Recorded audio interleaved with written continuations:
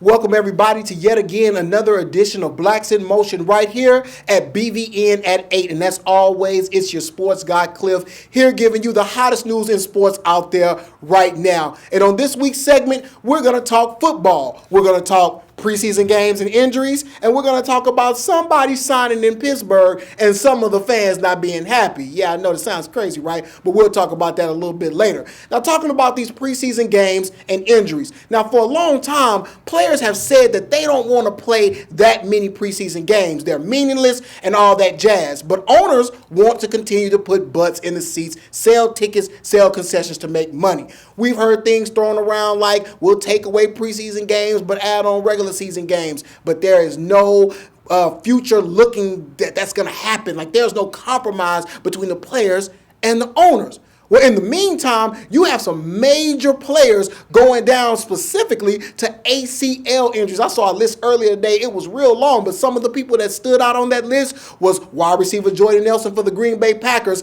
and Kelvin Benjamin, wide receiver for the Carolina Panthers. Both of those guys look to be explosive players for their team this year, but guess what? They're gone. ACLs torn. Right after that, you have defensive back for the Dallas Cowboys, Orlando Scandrick, and you even had a rookie that was drafted very high go down before he even signed his contract in Dante Fowler Jr. for the Jacksonville Jaguars. ACL injuries, gone. So a lot of people think that it's more games, less games, more practices, but really, it's probably none of that. You know, there's a lot of research out there about how players land on their knees and how they jump and how they explode. And it may not prevent the injury, but it definitely gives an eye-opening experience to understanding how the injury happens. So you may want to hold back on some of those preseason snaps on guys that are susceptible to that injury. But I don't know what the cure is. There really is no cure. You can just kind of cross your fingers and continue to play football like all these guys have been doing since they were little guys running around in the Pop Warner leagues.